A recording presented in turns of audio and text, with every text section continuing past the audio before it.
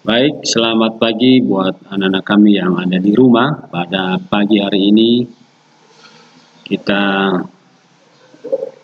bersyukur kepada Tuhan karena kita diberikan kesehatan, kekuatan, sehingga pada hari ini kita bisa memulai aktivitas kita kembali, walaupun masih kita melakukan pembelajaran daring. Harapan kami atau harapan saya dari sini, anak-anak kami sudah mempersiapkan diri untuk menerima materi pada hari ini. Pada hari ini kita membahas terkait dengan laporan keuangan dari persamaan dasar akuntansi. Ya, pada pertemuan sebelumnya saya sudah buat materi dalam bentuk slide atau PowerPoint. Bagaimana langkah-langkah untuk membuat laporan keuangan yang terdiri dari laporan laba rugi, laporan perubahan modal, dan laporan neraca. Nah, laporan keuangan yang dibuat dari persamaan dasar akuntansi adalah masih bentuk sederhana. Nah, jadi untuk memberikan pemahaman kepada pemula atau kepada anak-anak yang baru belajar akuntansi, sehingga pada saat membuat laporan keuangan secara komprehensif pada perusahaan jasa, dagang, dan manufaktur, maka sudah ada dasar, yaitu laporan keuangan yang dibuat dari persamaan dasar akuntansi. Nah, untuk mempersingkat waktu, mari kita belajar membuat laporan keuangan dari persamaan dasar akuntansi yang sudah pernah saya buat, dan ini pernah saya kirim kepada anak-anak kami melalui video tutorial, yaitu persamaan dasar akuntansi yang ada pada perusahaan Burox untuk bulan Januari 2008. Nah, dari persamaan dasar akuntansi yang sudah kita buat ini, maka bisa kita membuat laporan keuangan. Nah, yang pertama kita buat adalah laporan keuangan laba rugi. Nah, untuk membuat laporan keuangan, maka harus diawali dengan judul.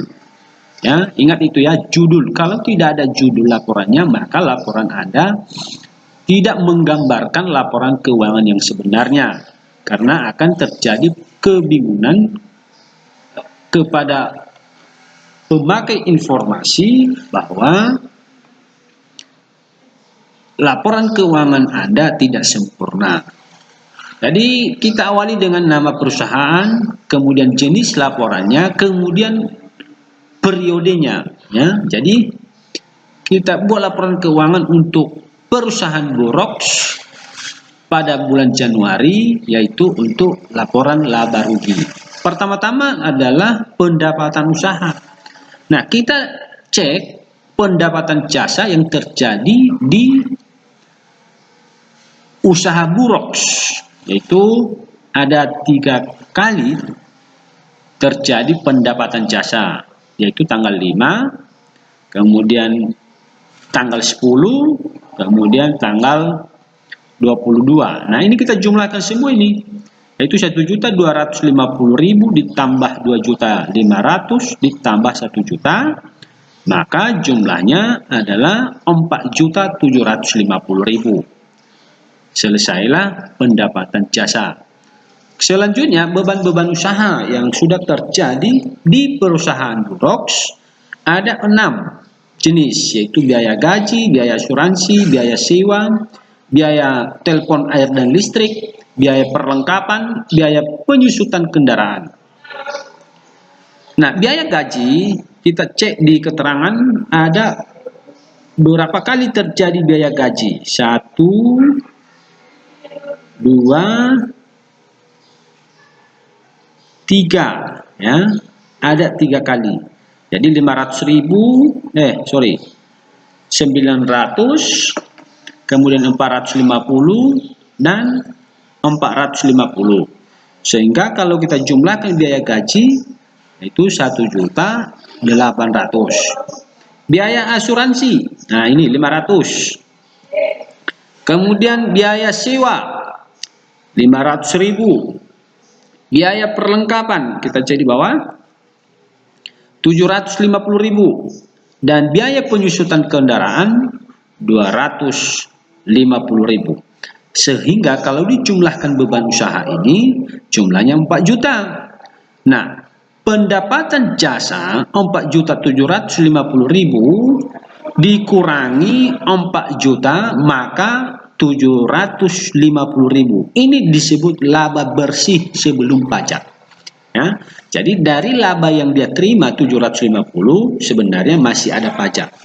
Jadi itu perhitungan pajak. Ya, nanti itu diajarkan di akuntansi pajak. Selesailah laporan laba rugi. Selanjutnya laporan perubahan modal. Nah, bagaimana cara membuat juga laporan perubahan modal?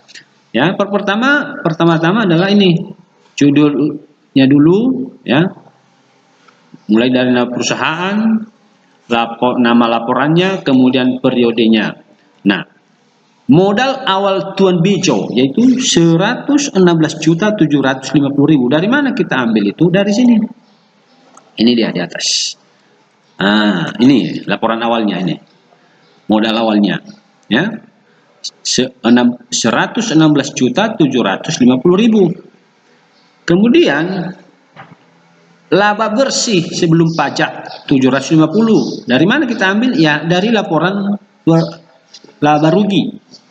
Kemudian dikurangi prive Tuan Bejo. Prive ini adalah uang perusahaan yang diambil oleh pemilik untuk keperluan pribadi, maka itu disebut prive. Nah, jadi 750.000 dikurang prive. Nah, ini privenya dari persamaan dasar akuntansi 250, maka hasilnya adalah 500.000. Berarti yang 500.000 ini disebut penambahan modal.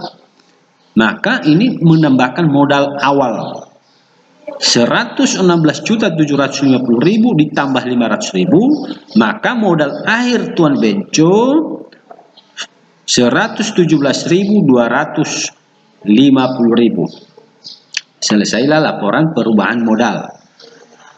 Lalu laporan selanjutnya adalah laporan neraca. Ya, laporan neraca yaitu menginformasikan berapa aktiva, kemudian kewajiban dan ekuitas. Sama seperti laporan-laporan sebelumnya, maka diawali dengan nama perusahaan, nama laporannya yaitu laporan neraca, dan periodenya. Nah, di sebelah kiri kita susun aktiva usaha. Nah, aktiva usaha ini sebenarnya kita bagi dua biasanya, yaitu ada aktiva lancar dan ada aktiva tetap. Namun karena ini masih laporan sederhana, maka saya gabung aja, yaitu aktiva usaha. Aktiva usaha terdiri dari kas, piutang usaha, perlengkapan, kendaraan, ya, dikurangi dengan akumulasi penyusutan kendaraan. Kenapa terjadi akumulasi? Karena ya kendaraan di awal nilainya ini, maka pada saat berlangsungnya penggunaan kendaraan pasti akan mengurangi nilai kendaraan itu sendiri, ya. Maka itu disebut menyusut nilainya, menurun nilainya. Nah, jadi ketika terjadi penurunan nilai maka mengurangi nilai aktiva itu sendiri. Nah, kita coba kasnya berapa? Di mana kita ambil yang 5.250.000? Dari saldo akhir kas. Ya, kita lihat di persamaan dasar akuntansi paling bawah ini. Ya, 5.250.000. Kemudian piutang usaha ini 3.500.000. Kemudian perlengkapan 750. Kendaraan 150 juta dikurangi 250.000 jumlah penyusutan kendaraan, maka jumlah aktiva 159.250.000. Sedangkan di sebelah kanan